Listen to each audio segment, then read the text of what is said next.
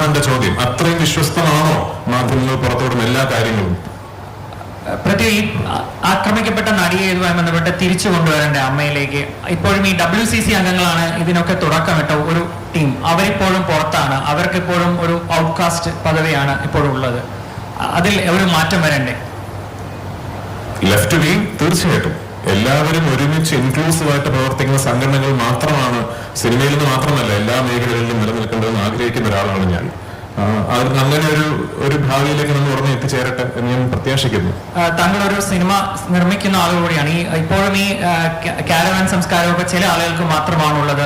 Junior ആർട്ടിസ്റ്റുകൾക്കൊക്കെ cinema സെറ്റുകളിൽ അവർക്ക് വേണ്ട രീതിയിൽ പ്രവർത്തിക്കാൻ പറ്റുന്നില്ല. ഒരു തൊഴിലിടത്തിലുള്ള ഒരു നല്ല രീതിയിലുള്ള ഒരു സംസ്കാരമല്ല പല സെറ്റുകളിലും എന്നൊരു ഇതുകൂടി റിപ്പോർട്ടിൽ പറയുന്നുണ്ട്, ഹേമ കമ്മിറ്റി റിപ്പോർട്ടിൽ. അത് താങ്കളുടെ ശ്രദ്ധയിൽപ്പെട്ടിരുന്നു? ഒരു സിനിമ സെറ്റ് എന്ന് പറയുമ്പോൾ ഒരുപക്ഷെ ഒരു സിനിമ എങ്ങനെ നിർമ്മിക്കപ്പെടുന്നു, ഒരു സിനിമ ഉണ്ടാക്കുന്ന പ്രോസസ്സ് എന്താണ് എന്ന് കൃത്യമായി അറിയാത്തവർക്ക് അതൊരു യൂണിഫോംലി പ്രവർത്തിക്കുന്ന ഒരേ സ്വഭാവമുള്ള ഒരു സിംഗുലർ ബോഡി ആയി തോന്നിയേക്കാം.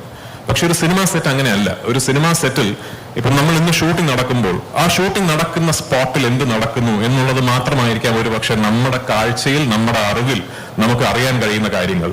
ഇതേ സെറ്റിന് വേണ്ടി ഭക്ഷണം ഉണ്ടാക്കുന്ന ഒരു മെസ്സ് 5 കിലോമീറ്റർ അപ്പുറത്ത് കാണും.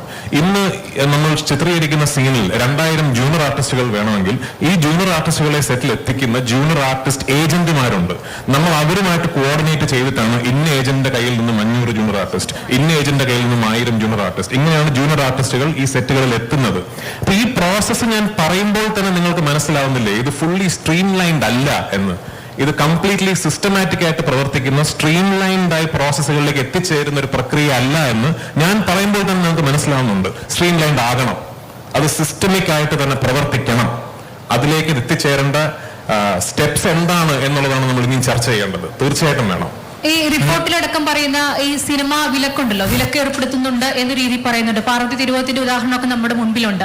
ഇതൊരു യാഥാർത്ഥ്യമാണെന്നാണോ പൃഥ്വിരാജിന്റെ ഒരു അഭിപ്രായം? അത് മാത്രമേ തുടക്കകാലത്ത് ചില പ്രോജക്റ്റുകൾ തടസ്സപ്പെട്ടിട്ടുണ്ടെന്നുള്ള രീതിയിലൊരു പ്രസ്താവന വന്നിട്ടുണ്ടെന്നാണ് എന്റെ ഒരു ഓർമ്മ. അതെ, പാർവതിക്ക് മുമ്പ് നിങ്ങൾക്ക് മുമ്പിലുള്ള ഉദാഹരണം ഞാനല്ലേ? ശരിയാണ്. ഒരിക്കലൊരു നിലപാടെടുത്തതിന്റെ പേരിൽ ഇതെന്താണെന്ന് അറിയോ, നമ്മൾ ഈ നിരോധനം എന്ന് ഇതിനെ വിളിക്കുന്നത് തെറ്റാണ്. ബഹിഷ്കരണം എന്ന് പറയുന്ന ഓരോരുത്തരുടെയും പേഴ്സണൽ റൈറ്റ് ആണ്. നമുക്ക് എക്സസൈസ് ചെയ്യാൻ എല്ലാ അവകാശവുമുള്ള പേഴ്സണൽ റൈറ്റ് ആണ്. പക്ഷേ ഈ ബഹിഷ്കരണം എന്ന് പറയുന്നത് അതോറിറ്റേറിയൻ പൊസിഷൻസ് ഇരിക്കുന്ന ആൾക്കാരുടെ ഭാഗത്ത് നിന്ന് വരുമ്പോൾ അത് പലപ്പോഴും പ്രതിഫലിക്കുന്നത് നിരോധനമായിട്ടാണ്. അങ്ങനെ സംഭവിക്കുന്നുണ്ടെങ്കിൽ, ഇന്നും സംഘടിതമായ ഒരാളുടെ തൊഴിലവസരം നിഷേധിക്കപ്പെടുന്നുണ്ടെങ്കിൽ അതിനെ അഡ്രസ് ചെയ്യുക തന്നെ വേണം. അതിനെതിരെ നടപടികൾ ഉണ്ടാകണം. അങ്ങനെ ചെയ്യാനുള്ള അവകാശമോ അധികാരമോ ആർക്കുമില്ല. ഇതിനെയാണ് നിങ്ങൾ പവർ ഗ്രൂപ്പ് എന്ന് പറയുന്നതെങ്കിൽ ആ ഗ്രൂപ്പ് ഉണ്ടാകാൻ പാടില്ല മലയാള സിനിമയിൽ. Sorry to interrupt. ഇനിയുള്ള ക്വസ്റ്റ്യൻ ആയിരിക്കും നമ്മുടെ last question. Very sorry to interrupt. We are taking our last function എത്തേണ്ട ഒരു ആവശ്യമുണ്ട്, നിങ്ങൾക്കും അറിയാമെന്ന് കരുതുന്നു. ഞാൻ ഒരു ചോദ്യത്തിനും കൂടി ഉത്തരം പറയാം. രാജേട്ട, ഇന്റേണൽ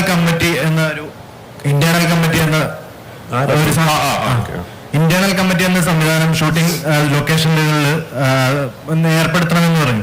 അത് ഫലവത്തായിട്ട് നടപ്പാക്കുന്നുണ്ടെന്ന് കൃത്യമായിട്ട് രാജുവിന്റെ ഒരു